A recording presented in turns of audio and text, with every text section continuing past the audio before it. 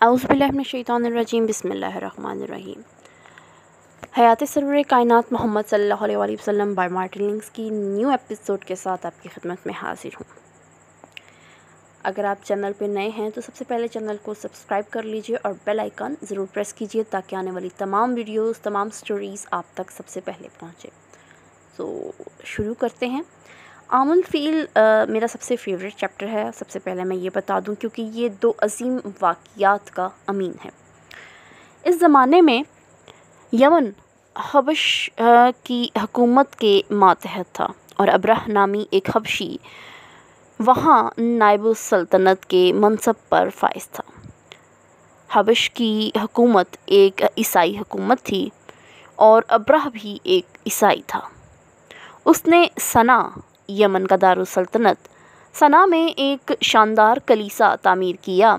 इसको तवक्को थी कि इसका बना हुआ कलीसा पूरे अरब के लिए एक अजीम ज़ियारतगाह की हैसियत से काबे पर कत ले जाएगा।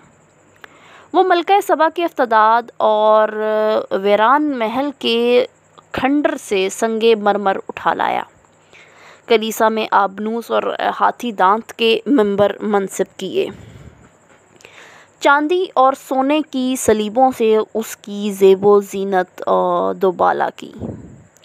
और ये सब कर चुकने के बाद उसने अपने वली नेमत नजाशी, हबश के शाही ख़ानदान का यही खिताब हुआ करता था, को लिखा, शाह ज़ी वक़ार, मैंने आपके लिए एक चर्च तामीर किया है, ऐसा कि इस जैसा चर्च आपसे पहले कभी किसी ने तामीर नहीं किया होगा। मैंने अज़्म मुसम्मम कर रखा है कि इस वक्त तक चैन से ना बैठूंगा जब तक अरबों के सरफ़े ज़ियारत का रुख काबे के बजाय इस तामीर शुदा कलीसा की जानिब न कर लूँ। उसने अपने मंसूबे को पर्दे राज में भी ना रखा। इस मंसूबे की इतला से नजदो हजाज के कबाइल में एक सिरे से दूसरे सिरे तक गैज़ व गज़ब की आग भड़क उठी। कुरैश जैसा एक कबीला कनाना का कबीला भी था। जोश इंतकाम में उसका एक शख्स कलीसा की बेहुरमती करने के इरादे ही से वहाँ पहुँचा और उसके अंदर गलाजत करके उसने अपने इरादे को अमली जामा पहना भी दिया और इत्मीनान से अपने कबीले में वापस आ गया। अब्रह को इस नारवा हरकत की इतला हुई तो उसने कसम खाई कि वो कलीसा की इस बेहुरमती का इंतकाम लेकर रहेगा और काबे को मुनहदम करके ज़मीन के बराबर कर देगा। चुनाचे उसने तैयारियां शुरू कर दी और जल्द ही तैयारियां मुकम्मल होने के बाद एक भारी फ़ौज लेकर मक्का की जानिब रवाना हो गया। फ़ौज के हर अव्वल दस्ते के आगे उसकी हदायत के मुताबिक एक हाथी था। सना के शुमाल में कुछ अरब कबाइल ने उसकी राह रोकने की कोशिश की मगर वो कासिर रहे। हबशियों ने उन्हें भाग खड़ा होने पर मजबूर कर दिया और उनके सरदार कबीला महशम के नुफ़ैल इब्ने हबीब को पकड़ लिया। नुफ़ैल ने जान बचाने की खातिर बदर का ऐसा शख्स जो रास्तों से बखूबी वाकिफ़ हो और अजनबी मकामात पर रहनुमाई कर सके, बदरका की खिदमत इंजाम देने के लिए अपने आप को पेश कर दिया। जब ये फ़ौज ताइफ पहुंची तो कबीला सक़ैफ़ के लोग शहर के बाहर उनसे मिलने आए। उन्हें डर था कि कहीं काबे के धोखे में अब्रह लात के अस्तहान और को मुनहदम और मस्मार न कर दे। उन्होंने उस पर ये वाज़े करने में उजलत हुई कि वो अभी अपनी मंजिल मकसूद पर नहीं पहुंचा है और कूच के बाकी हिस्से के लिए बदरका की पेशकश की जो अब्रह ने कबूल कर ली। हालांकि कबीला अतम का नुफ़ैल उस खिदमत को अंजाम देने के लिए पहले ही से उसके साथ था, लेकिन कबीला सक़ैफ़ का आदमी मक्के से 10 मील पहले मुअम्मस के मकाम पर इंतकाल कर गया। उन्होंने उसको वहीं दफन कर दिया। बाद के ज़माने में अरबों का मामूल था कि वो उस कब्र के पास से गुज़रते तो उस पर पथराव करते। अरब आज भी उस पर पथराव करते हैं। अब्रह मुअम्मस के मकाम पर माँ अपनी फ़ौज के ठहर गया और उसने एक सवार दस्ता इब्तदाई पेशकदमी के तौर पर मक्के के बैरूनी आबादी की जानिब रवाना कर दिया। इस दस्ते को राह में जो कुछ मिला उसको उसने कब्ज़े में ले लिया और पीछे अब्रह के पास भेज दिया। अब्दुल मुत्तलिब के 200 ऊँट भी पकड़े गए اور دوسرے ساز و سامان کے ساتھ مغمس بھیج دیے گئے۔ قریش اور ہمسایہ قبائل اس صورتحال سے نمٹنے کے بارے میں مشورے کی خاطر اکٹھے ہوئے۔ فیصلہ یہ ہوا کہ مزاحمت بے سود ہے۔ اس دوران ابرہہ نے اپنا ایک قاصد مکہ بھیجا اور اس کو ہدایت کی کہ یہ پتہ لگائے کہ وہاں کا سربراہ وہ شخص کون ہے۔ وہ شخص مل جائے تو اس کو یہ پیغام دے کہ ہم لڑنے اور کشت و خون کرنے نہیں آئے، ہم صرف ان کے معبد کو ڈھانا چاہتے ہیں۔ کشت و خون سے بچنا ہے تو وہ ہمارے کیمپ میں فی الفور حاضر ہو جائے۔ عبدالدار اور عبد مناف کے خاندانوں کے مابین حقوق اور ذمہ داریوں کی تقسیم کے بعد سے قریش کا کوئی ایک مانا ہوا سردار نہ تھا۔ البتہ اس سلسلے میں کچھ لوگ یہ رائے رکھتے تھے کہ سردار ان قبائل میں سے حق کی بنیاد پر نہ صحیح حقیقت کی بنیاد پر مکہ کے ممتاز ترین شخصیت ایک ہی ہے۔ چنانچہ دریافت کرنے پر قاصد کو عبد المطلب کے گھر کا راستہ دکھا دیا گیا۔ انہوں نے کوئی تامل نہ کیا اور اپنے بیٹوں کے ساتھ قاصد کے ہمراہ ابرہہ کے کیمپ کی جانب روانہ ہو گئے۔ ابرہہ نے عبد المطلب کو دیکھا تو ان کی وجاہت اور شباہت سے اتنا متاثر ہوا کہ اپنے شاہنشین سے اترا، انہیں خوش آمدید کہا اور قالین پر ان کے برابر ہی بیٹھ گیا۔ اس نے ترجمان سے کہا، ان سے دریافت کرو کہ یہ مجھ سے کیا رعایت و عنایت چاہتے ہیں۔ ترجمان نے عبد المطلب سے دریافت کیا تو انہوں نے جواب دیا کہ فوج نے میرے 200 اونٹ پکڑ لیے ہیں جو مجھے واپس مل جائیں۔ یہ جواب سن کر ابرہہ حیرت میں پڑ گیا۔ اس نے کہا، اس کو ان کے بارے میں بڑی مایوسی ہوئی، ان کا دین خطرے میں ہے، وہ ان کی عبادت گاہ کو منہدم کرنے آیا ہے، انہیں اس کی فکر نہیں، اپنے اونٹوں کی فکر ہے۔ یہ بات تو کسی غیرت مند اور اپنے دین سے محبت کرنے والے کے شایان شان نہیں ہے۔ عبد المطلب نے جواب دیا، جیسے میں اپنے اونٹوں کا مالک ہوں ویسے ہی اس گھر کا بھی ایک مالک ہے جس کو تم زمین کے برابر کرنے آئے ہو، وہ اس کی حفاظت خود کرے گا۔ ابرہہ نے کہا، وہ میرے مقابلے میں کامیاب نہ ہوگا۔ عبد المطلب بولے، دیکھیں گے، تم تو میرے اونٹ مجھے واپس کر دو۔ ابرہہ نے حکم دیا، اونٹ واپس کر دیے جائیں۔ عبد المطلب قریش کے پاس واپس آئے اور ان کو صلاح دی کہ شہر سے متصل بلندیوں کی جانب پہاڑیوں پر چلے جائیں۔ اس کے بعد وہ اپنے خاندان کے کچھ اشخاص اور بعض دوسرے لوگوں کے ساتھ حرم میں داخل ہوئے۔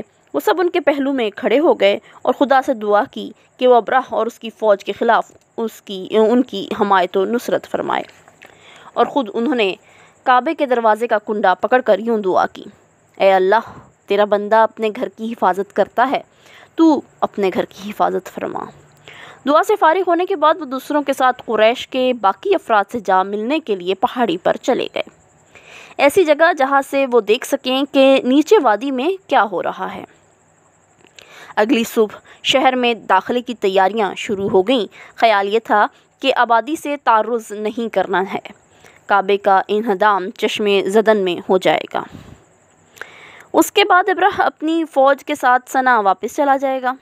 فوج پہلے ہی صف بستہ تھی، سب سے آگے ایک گرانڈیل ہاتھی فوج ہی کی مانند مکہ کی رخ کھڑا تھا۔ اس پر ایک شاندار جھول پڑی تھی۔ اس کا محوت انیس روانگی کا اشارہ پانے کے لیے پیچھے مڑا کہ اسی اثنا میں نفیل نے، جو ابھی تک بدرکہ کی حیثیت سے فوج کے آگے آگے چل رہا تھا، اس نے دوران سفر وہ الفاظ سیکھ لیے تھے جو انہیں اس ہاتھی سے بیٹھنے اور کھڑے ہونے یا چل پڑنے کے لیے کہا کرتے تھے، اور ہاتھی ان الفاظ کو سمجھتا تھا۔ ہاتھی کا پنکھا جیسے کان پکڑا اور دھیمی لیکن طاقتور آواز میں اس کو حکم دیا کہ بیٹھ جائے۔ ہاتھی دھیرے دھیرے لیکن فیصلہ کن انداز میں زمین پر بیٹھ گیا۔ ابرہہ اور پوری فوج یہ منظر دیکھ کر مبتلائے حیرت و دہشت میں مبتلا تھی۔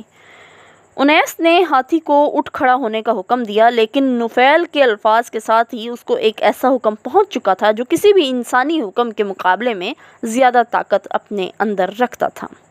انہوں نے اس کو اٹھا کھڑا کرنے کی پوری کوشش کر ڈالی جو وہ کر سکتے تھے۔ اس کے سر پر لوہے کی سلاخ سے ضربیں لگائیں، اس کے پیٹ پر آنکس گھسیڑ دیا، مگر ہاتھی اپنی جگہ سے ٹس سے مس نہ ہوا۔